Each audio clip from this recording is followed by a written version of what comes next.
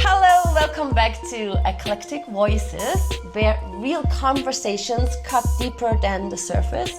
I'm Trinity, and I've been modifying my body since I'm 13, and I'm super fascinated how art can transform us. And today, I'm super excited. We are with Audrey. Yes, will you want to introduce yourself?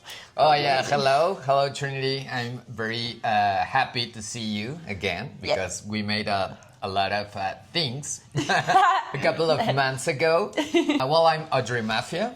I'm a star since 2019. Wow. I'm also a content creator, and actually I have a wrestling podcast here in Mexico City. Wrestling podcast, yeah. Yeah, because I'm in a project that is called Lucha Trans. In English is like trans wrestling with a lot of trans and non-binary and gender fluid wrestlers. Really? So it's a really funny project. that is new, right? Yes. Like the last time when I saw you, you didn't have that. No, because we just made like the fourth episode last Friday. Nice. Yes. Like, that's in Mexico City? Yeah, in Mexico City. So it's all about wrestling. Yes, wrestling, but it is just about this project with trans and non-binary wrestlers. So, women like me are not invited? Or am I non-binary? Sometimes I really don't understand this topic. I don't know if because I'm older or because I'm not really into this topic or in the scene. Sometimes I feel very uneducated about that. No, seriously. Yeah. Like, what does it actually mean to be non-binary? Yes, non-binary is when you are not into the male side or the female side. So I mean, like you don't identify as a man or a woman. Yes, you can be in the middle because imagine not everything is black or white. Yes. There's a lot of colors, so you can be purple, for example. If male is white and black is female, so you can be purple, green, orange. You don't feel like a male or female. That's Right. a non-binary. Okay. I think I get it now better. Yeah, for example, in my case, I identified as a woman. Yes. I'm a trans woman, but my expression is non-binary. Yes. I mean, like, for example, I like a lot of manly things. For example, wrestling, for example, workout at the gym, soccer. Like I things mean, that generally identify as sports. kind of men, even though it's not. Yes. Yeah, I get it. But I also identify as a girl. So my expression is non-binary because I like a lot of manly things. But, called manly is... I know, like you mean in the society what's Yes. called man and woman, men like sports and women like cooking. Yes. Like Yeah, this exactly. traditional Yes. thing. Yes. For me, for example, I identify as a woman, but I like to wear men's clothes like t-shirts and sweatpants. Yeah. You know what I mean? Yes. So I'm a woman in men's clothes. Yeah, probably your expression, your gender expression, it has a little bit of non-binary things. Probably, Yes. yes. I've never seen it like that. Yeah, because you are breaking some gender rules of what the society says that has to be A woman. a man or woman. Yes, But you are the hair? breaking some rules. The Yes, hair for example, too, no, the right? hair, yes. I thought about that before I shaved my head because I feel like that in this society, to be a woman, to be feminine is to have long hair, right? And I felt like, what if I shave my head and I don't feel like a woman anymore? You know what I mean? Yes. So like those But- questions were like going like, I know, it's kind of stupid. But No, yeah, but that won't change because I mean that your identity won't change because of the pants that you are wearing or because you have short or long hair or anything. I mean, It's if you conditioning. identify, yes, you identify as a woman Yes. and also you're born as a woman. Yes. Yeah, so you're a cisgender woman. I'm a cisgender. Cisgender woman. With this little bit non-binary expression. Totally. Yes. I think since I know you, I've learned more about this topic in specific. And I'm like, yes, because I felt really uneducated about it. Not I a lot like of that people you really- understand the difference. Also, a lot of people can't understand that your identity is nothing related with your sexual orientation Right. or your romantic orientation. Yeah, I mean, there's a lot of like social conditioning, of course, that needs to be broken sometimes, because even that there's like a lot of questions inside of me, like how I see myself as a woman, also when I shave my head, femininity and all this kind of stuff, right? I even had in the video where like really reflected about shaving my head. I'm like, well, I do like to wear a lot of men's clothes. Yes. If I shave my head, will I look like a man, right? You know, like, or will I still look like a woman? I don't know, because I really do like being a woman. But my expression is really boily since I'm really little, but we talk about this too. Right? Yes, we I talk have a little about boy, that. I have a little boy inside too.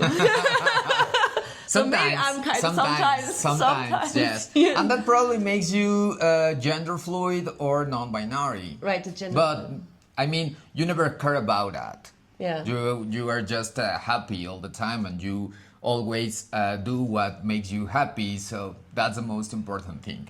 Because Totally. yeah, if you take care of what people says, so you won't be happy. Never. No, you will be stuck in this little box and just be that expression what other people want you to be, right? If I always care about what the society or the people thinks about me or waits from me, You wouldn't of be course, Audrey right yes, now. Yeah. Audrey would be probably in a parallel universe or something. Maybe. Yes, not here. So how long ago, when did you start your transformation, your transition? You mean physically or mentally or emotional? Because I think it's a different... or legally. Not legally. Maybe there's different layers to it. I don't know, because I feel like this is a big step, right? To come out as a trans woman, right? Yes. I feel like it's a lot of like social also, what other people, I don't know. I have a lot of these topics, what other people think of me. I don't know if that's the same for you. But when did you realize I identify as a woman? Okay, first I need to say that in my case, it was harder to accept me and make the transition for myself. I mean, it was harder for me because my transition was really nice because my family accept my transition, and I mean socially I was socially accepted by my friends and with my working friends, but it was hard for me to accept that I identified as a woman, because when I was 9 or 10 years old, I don't remember, I started to wear my mom's clothes. Yes, and I always did that when my mom goes out and I stay alone at home. You didn't do it in front of her? No, never. felt Of shy course about not, it? because I imagine I was just 9 or 10, I don't yeah. remember.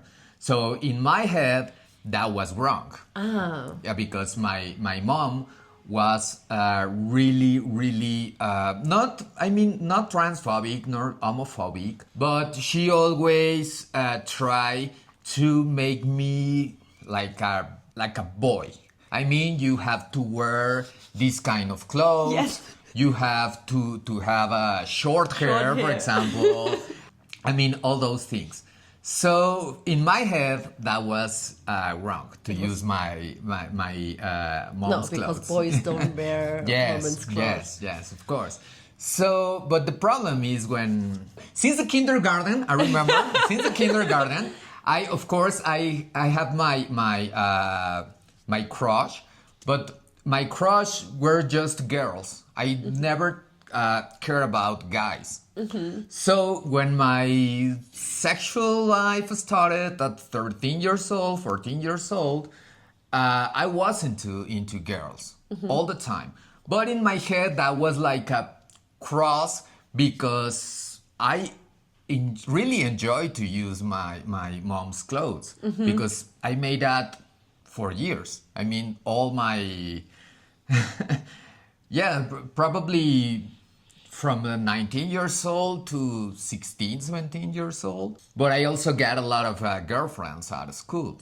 So, but I came from a generation that it was not really open like now. Yes. So of course, in when I was in that age, there was not a lot of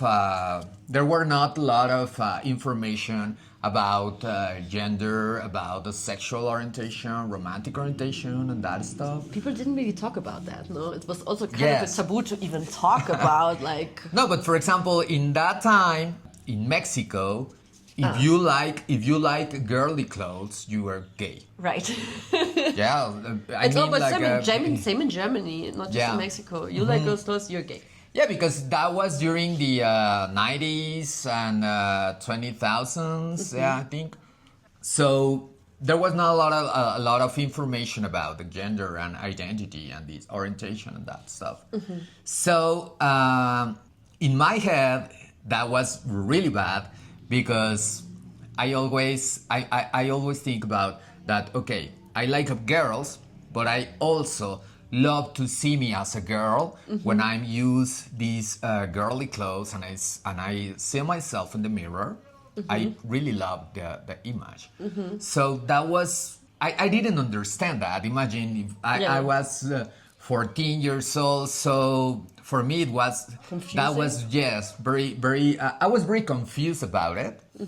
But fortunately, actually now there's a lot of information. So probably I made my transition. I started my legal transition and physically transition in 2020. I changed not too long actually. ago. No, just 5 years ago. Now I have my women ID and everything, and now it's easy because now you can have more information about it. Right. So when I discovered that I can be a trans woman, still like girls, so I said, okay, this is what I want all my life. So I will make the transition also legally. I will choose my name and live as a woman all the time. Wow, that took a lot of years, no? Yes. Like the whole process must be a lot, emotionally too, right? Yes. From this confusion to what's okay and what's not okay, and to actually realize, no, I can live like that, right? And of course, I live a double life because you were hiding it before, yes, right? Yes. Wow. Yeah, because I was a guy. I mean, I was a really masculine guy because I go to the gym and I was on physique contests. I mean, I have these male stereotype things in me. And of course, I always have a lot of girlfriends. So no one thinks that I have this secret life being Audrey, just in the closet. Wow. Then actually, how long ago, or how many years ago did you actually publicly express yourself in that way? I think and how did that feel like to actually do that in public? Because I think that feeling must be something big. Because if you hide it for so long and then actually choose to show it to the world, this is actually me. Yeah, I think it was in 2018. I make it public with a picture on my Facebook. I remember. It was really, really incredible because all my followers on Facebook and Instagram were happy about that. Yes, because but they are thinking that okay, this guy that is really masculine and likes girls to accept this feminine side of him. That's very good. But I was really surprised and of course really happy because of all my followers on social networks, also my family accepted me immediately. Wow, that's beautiful. They were really happy and I was really surprised because I said the only problem was really me. Oh. That took because for me I took a lot of a lot of years caring about what my family and society will say if I going out from the closet Yes. as a trans woman. Yes. So it was just my problem. I mean, was your own mind. yes, It was just on on my mind because when I published that, everybody Was happy. everybody and was they happy for supported me. you. Yes, so yeah, the problem was just in my head. Wow. I was really scared about what the people will say about me, and it was really everything was really like a Disney movie or something. So that must have felt really freeing, no? Like to come out and have this positive response from your family that you care so much about. Obviously, you care so much. That's why you were like, I don't want them to, I don't know, reject me or something, or abandon me. I don't know if that's the right word, but like, right? Yeah, because unfortunately, a lot of families can't accept from other identities or different sexual orientation. Yeah. So I know a lot of people that have those kind of problems, especially trans girls. But in my case, that was different. So fortunately. Fortunately, yes. Yeah. Yes.